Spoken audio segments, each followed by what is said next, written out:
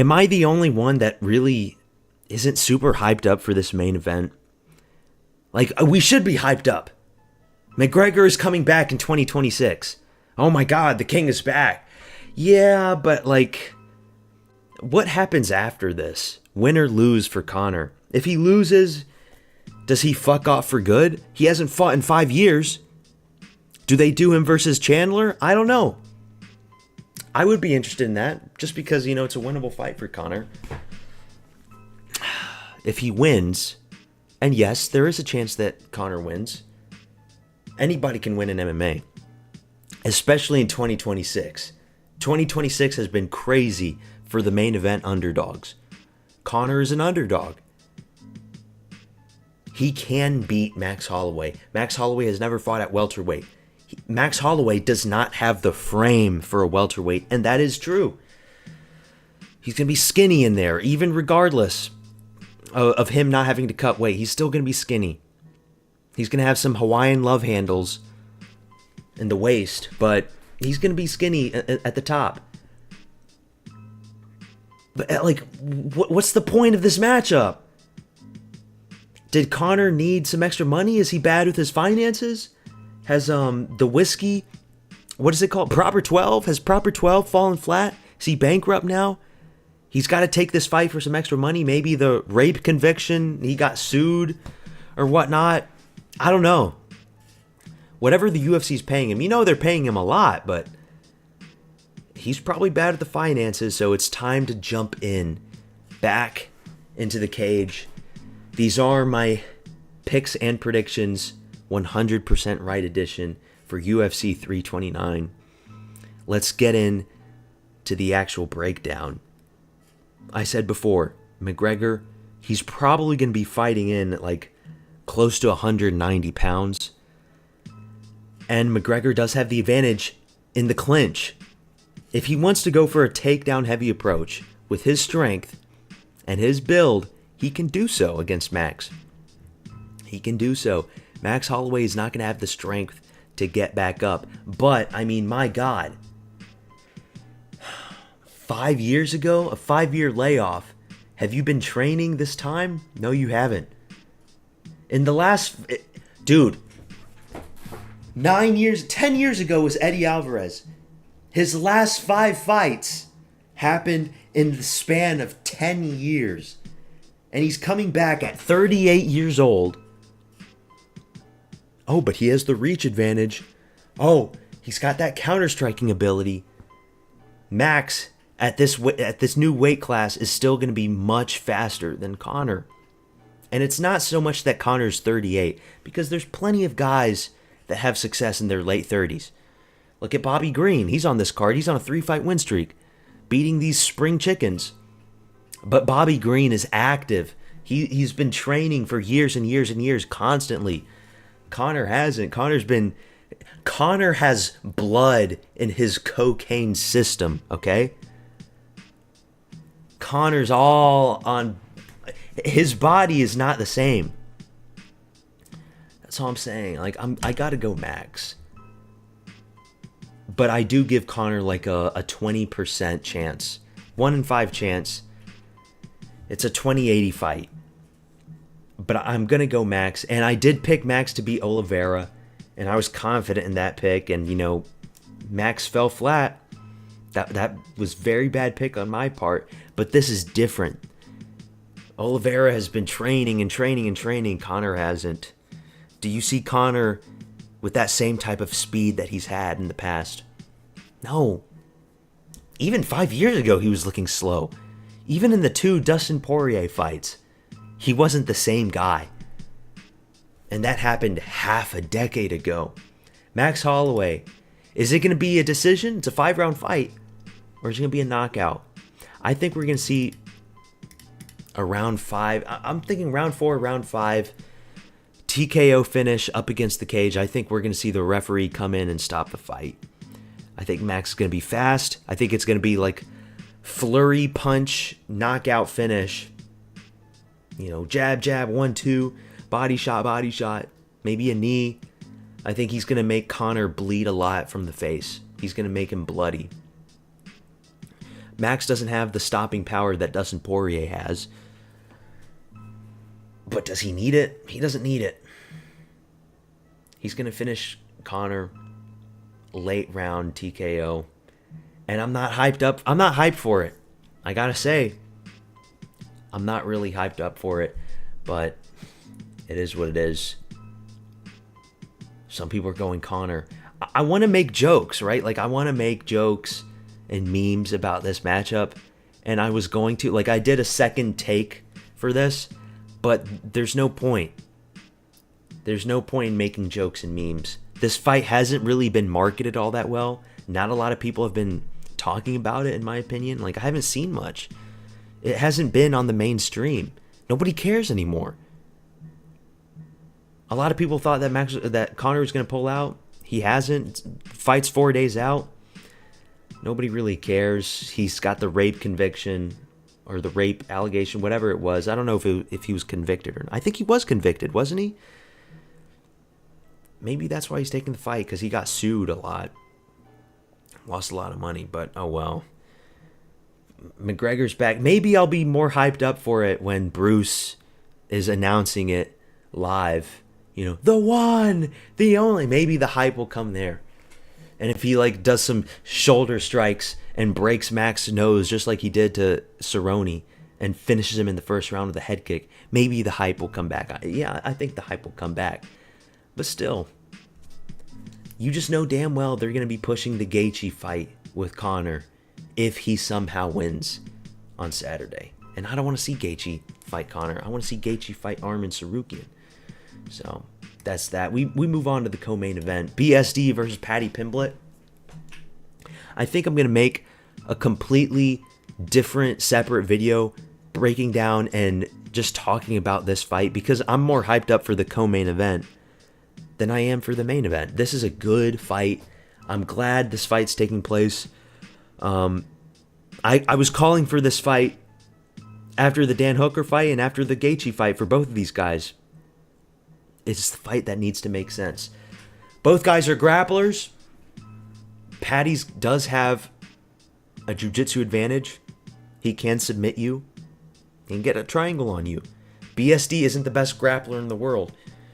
In some exchanges, he's sloppy with his grappling. Like with Dustin Poirier. Like with Dan Hooker. That first Dan Hooker round, it was looking a little slow. It was looking a little sloppy. So I don't think BSD, if he was smart, should go to grapple Paddy Pimblett. Just strike. BSD has the striking advantage from this one. I am going to pick him. It is scary. You could say, well, you know, that Justin Gaethje performance was terrible for both guys, but Justin Gaethje's the champion now. But Justin Gaethje in that fight did have staph in his neck and probably wasn't 100%. So, you know, you could look at it from that angle as well. He does have a chin, but his striking is just bad. He does have a good frame, a good height to him. He's got a good build for the division, but so does BSD. But BSD is, he apparently also has staph. He's musty. He's one of these French guys that don't know how to bathe. It's kind of gross. That's what's the talk right now in the community. I'm going to go BSD by knockout in the third round. And I think it's going to be a head kick. I don't think BSD can knock out Paddy Pimblett with his fists. Paddy's got a chin for punches, but he doesn't. Nobody has a chin for a good, clean, shin on chin head kick KO. That's the only way you knock out Paddy. Just like he did Matt Frivola, I think it's going to be something similar. You got to knock this guy out with a head kick. And finally, we will see Paddy Pimblett out cold on the canvas. That is what we need to see. More than anything. Please let it happen. I am manifesting it into existence. It is a 3-round fight. Keep that in mind. Kind of a bummer. It's an easy fight night main event here for a 5-rounder if they wanted to do it, but they're putting it for the co-main event. And see, that's another reason why I don't like this matchup. It's for nothing. It's not for any belt, not for BMF, for anything. Just a waste of a slot, in my opinion. But, they wanted to bring Conor back for some more gambling money. 50-50 pretty much on this one, but yeah. Corey Sandhagen versus Mario Bautista. I'm going on a tangent. I don't even know what I'm talking about anymore. I think Mario Bautista has improved a lot. He's getting better. He made some exchanges in that Umar fight competitive, even though not much happened. He was surviving Umar, and that was a 3-round fight. Maybe in a 5-round fight, things could have been different. Whereas Corey, either we see Corey get another boring decision in this one, or maybe Mario Bautista can get a submission. Corey has been submitted before by Aljamain Sterling. Mario Bautista was off of the best performance of his career against Vinicius Oliveira, completely ragdolled him and choked him out. But this is MMA math. I'm going to go Mario Bautista. Fuck it. I can't pick Corey Sandhagen. A very boring fighter. Figgy is washed and he injured himself. He went split with Vera. Like, what have we learned with Mario Bautista? Not the best striker, but he is patient. He doesn't take risks. And neither does Corey. So when you got two strikers, I'm not saying that Mario Bautista is a pure striker, but when you got two guys that are very patient and don't take risks with the striking, and are just pussyfooting around, snake charming each other, wide-eyeing each other, I'm going to favor the guy that has a grappling edge over the guy that doesn't. Corey Sandhagen, pure striker build, not a lot of muscle mass. If you get taken down by Mario Bautista and you're Corey Sandhagen, you're probably going to have a tough time getting back up. Even though he got back up with Merab, Bautista is very good, and I think he can chain things in where he can get your back and choke you out. And because you're a tall Corey Sandhagen for bantamweight, you have a long neck that is made to be choked out. So I'm going submission. Rear naked choke submission in round 2. Am I crazy? Because a lot of people are going decision for either guy. Most people are going Sandhagen. Sandhagen most likely can win this fight by being a pussy and not throwing anything of heat, throwing anything of notice, and just coasting by a controversial split decision. That's most likely what's going to happen. I don't want that to happen. I want to see a good fight. Mario Bautista, another thing about him, he's been calling for this rematch.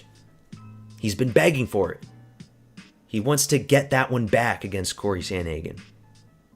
And because he's improved, I'm picking him. Also, sorta ethnicity mogs Corey.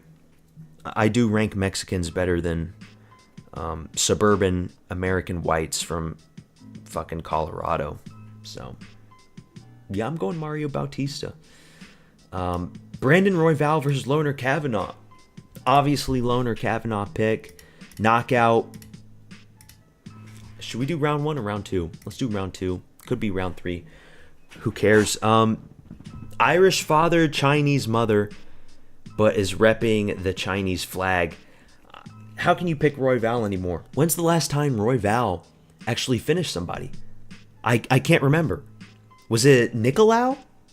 Like 3 or 4 years ago? He's going split with Taylor and Moreno. That's fine. Those are good guys. Loses to Van and then gets sparked out by Cap in the first round. I'm going Kavanaugh. I do like shorter flyweights compared to taller flyweights. I think a lot of these tall flyweights, they cut so much to where it's a detriment. Royval should be fighting at bantamweight, but no. I'm going Kavanaugh.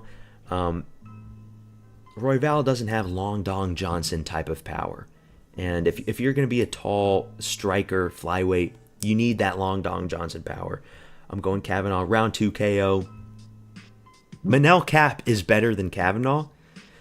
And just because Cap knocked him out in the first doesn't mean that Kavanaugh is going to do something similar. So we'll just do round 3. I think he'll break him down. Yeah, up against the cage. Liver shots. Big hooks to the liver. I think that's what it's going to be. Oh God, this one's so tough to pick. King Green versus T-Rex McKinney. Are we favoring the UNC or the YN? That is the question. Kill or be killed fighter. Fun fact, I have not gotten a Terrence McKinney pick wrong on this channel. I picked him to beat Vyacheslav Borshev in my first ever video at UFC 317. I picked Chris Duncan for the childhood trauma Chris Duncan to beat him. And I did pick Terrence McKinney to beat Canadian cuckold Kyle Nelson. But who am I picking him for this matchup? King Green's on a tear, 3-fight win streak, very active. Kill or be killed. I'm going T-Rex. We've seen Bobby Green brutally sent out by Dober, by Jalen Turner. I could see a similar situation. But I could see Bobby Green knocking out T-Rex. 50-50 fight. Tough one to predict. I am going to pick him because of the activity. You know, being too active is a detriment. I know T-Rex is also active, but took no damage at all with Kyle Nelson. The Daniel Zellhuber fight was really impressive, but maybe Daniel Zellhuber is just absolute shit. We're going T-Rex McKinney, round 1 knockout. He's got the reach advantage.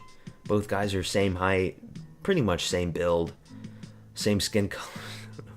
Melanin points. The melanin points are going to cancel each other out, so it's tough. But yeah, I got to go McKinney, round 1 knockout. But if Bobby Green, pulls it out, I won't be surprised. Now this one. Okay. This matchup, Robert Whittaker versus Nikita Krylov. As we can see, Whittaker is a slight favorite. 84% are going Whittaker. Guys, I'm not trolling you when I say this. I'm going Nikita Krylov. Whoa, Nikita Krylov. The guy that got knocked out back-to-back in the first round by Reyes and Guskov? Yes. He came back, knocked out Bukauskas in the last minute of the last round. Whittaker fought at welterweight, and now he's moving up to 205. Krylov is a big guy. And I know he's not the same after the injuries. I know he's not. He's got all the damage to him. But Whittaker, 2-fight losing streak at middleweight, and you're moving up. That's not a good sign either.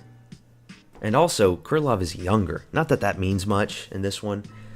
6 foot versus 6'3". I think Whittaker's 5'11". I don't think he's 6 foot.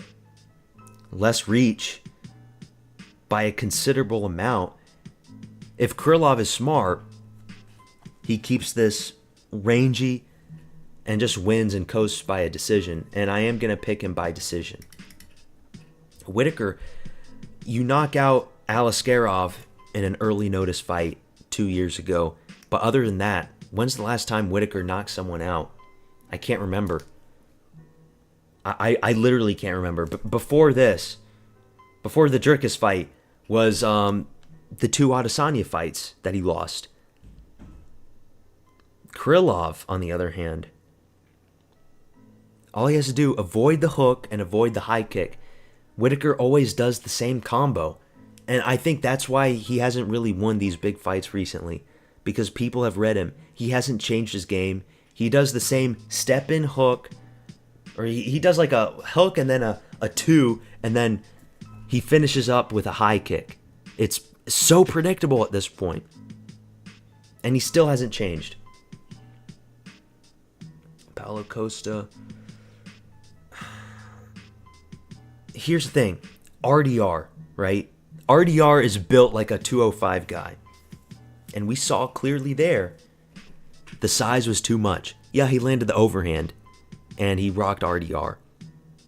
But I don't think Krylov, especially after those 2 back-to-back knockouts, is going to be coming super aggressively with his chin out in the open to get landed by a big overhand. I don't see it.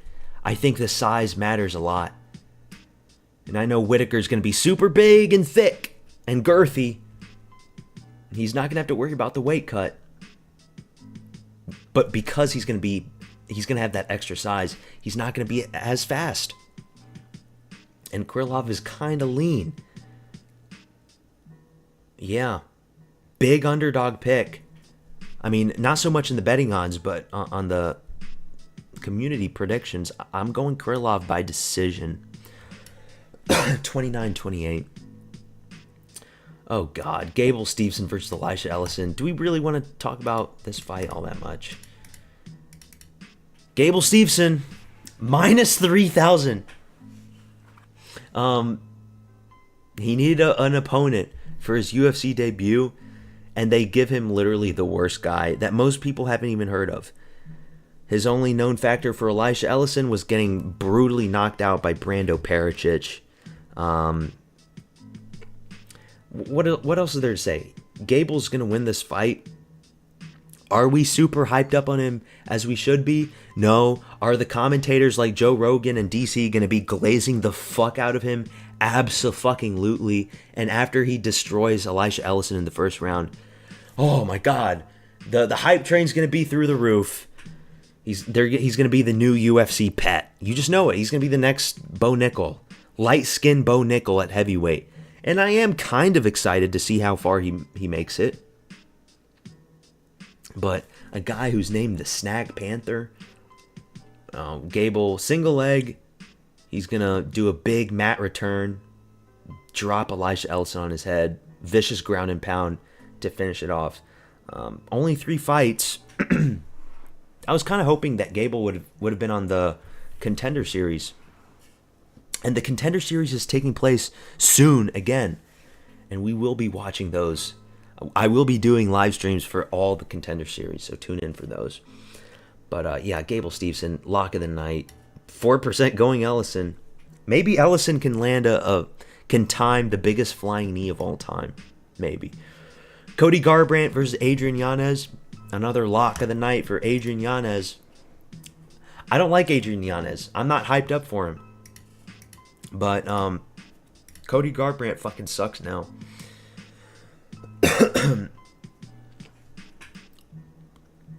Long Xiao should have lost that fight if the Chinese guy wasn't kicking him in the nuts every single second. And yeah, this guy sucks too. But dude, no love Garbrandt, man. He's still fighting. And I swear to God, every single time, it hasn't failed me. They always put Garbrandt in the big numbered events. Every single fucking time now. Without question. It's happening at bantamweight. He's not the same guy. He's just shit. We move on. Don't care. Kai Kamaka III, Luke Riley. I'm going Luke Riley, even though I'm not super bullish on Luke Riley long term. What are they doing? Why are they doing this matchup?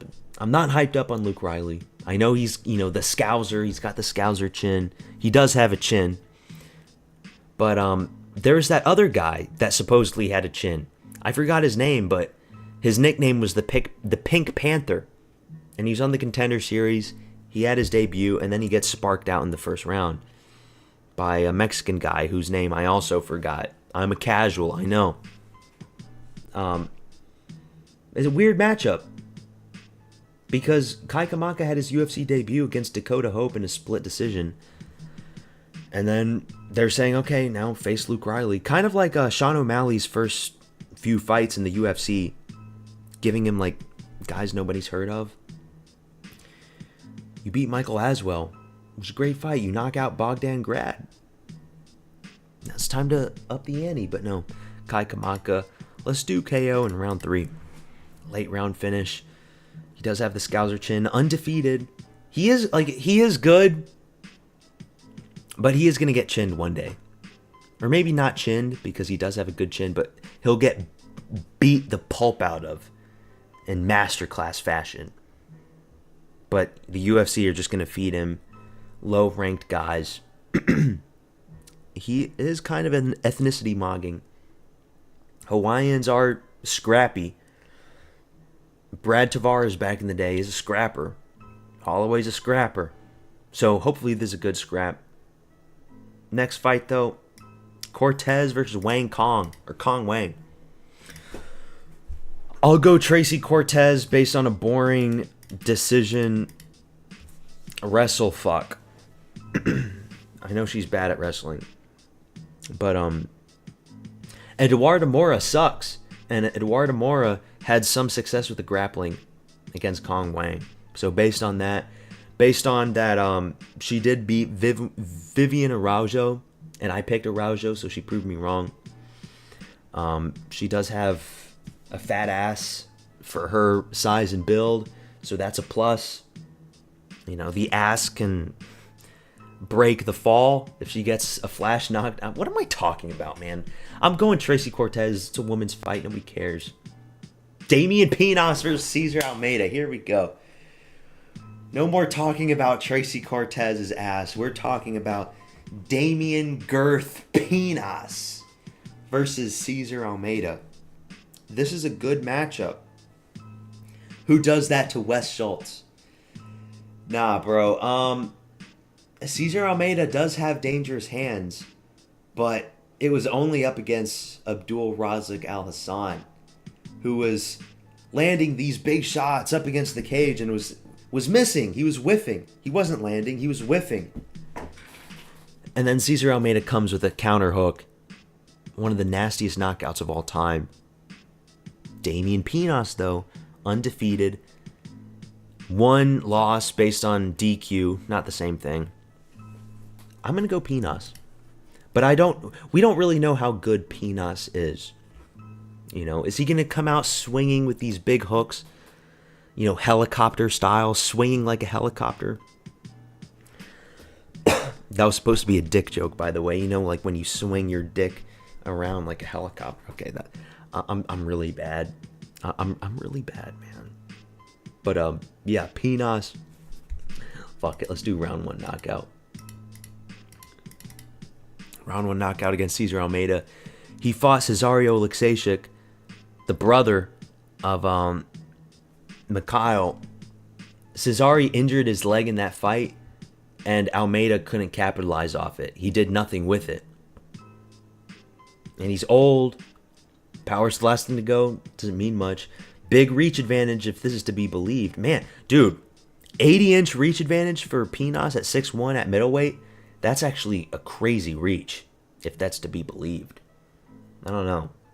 But yeah, we're going to go with the Pinas hype. I am very hyped up on Pinas. We will be thirsting for Damian. Okay, that's gross now. Farid Basharat versus John Garza. It was supposed to be the GOAT. Ethan Ewing. The fuck, man? Where the fuck is the GOAT? Ewing. Free win for Basharat. Decision. Undefeated up against a guy who's only had 7 professional fights, who's taking this on super duper short notice. John Garza. Yeah. What else is there to say? Lock for Basharat, most likely. But hey, you know, Malcolm Wellmaker was supposed to be a lock against Ethan Ewing, so we might be seeing our new Ethan Ewing. You never know. Ryan Gandra versus Zachary Reese. Ryan Gandra. Favorite? People are picking him. I'm going Zachary Reese. This guy, if there wasn't a Brazilian flag here, what nationality would you think this guy belongs to? What does he look like? Or I should say, what does he look like, huh? He looks Indian. He's an Indian Brazilian. Oh, but my God, he knocked out Jose Daniel Medina. Oh, the Bolivian Balor. Watch out, folks. Nah, dude, I'm going Zachary Reese. I know he shit the bed with Michel Pereira, but at least Michel Pereira's legit Brazilian. This guy is an Indian transmorph. Okay? He's an anamorph. This is a fraud. This is an Indian transmorph. Do not trust a man named Ryan Gandra. Also his name, Gandra. That just sounds Indian, okay? We will be redeeming Zachary Reese. First fight, Cody Durden versus Alessandro Costa. Costa's taking it on short notice. Fuck Cody Durden. I'm not picking Cody Durden. I'm going Costa by decision. Also, he's super active, but he's Brazilian. Actually, let's go submission in round 2. Fuck it. These are our picks. Costa, Reese, Basharat, Pinas, and Tracy Cortez for the early prelims. Luke Riley, Yanez, Gable Steveson, Nikita Krylov, Terrence McKinney, Bautista, BSD, and Max Holloway. Weird card, if we're being honest. Good fights. I want to stream most of it. We'll see what happens. I usually eat dinner around the early prelims, so we'll probably see. I want to see Gable Steveson for sure. And I want to see Krylov no matter what. I want to be proven right with Krylov. I think Krylov's going to be way too big for Whitaker. And I know so many people are picking Whitaker. But I'm going Krylov for that one. And I'm not really hyped up for the main event. What can I say? But that's that. These are my picks and predictions. Like, comment, subscribe. I'll catch you in the next one. Tune in for the stream. Peace out, my friends.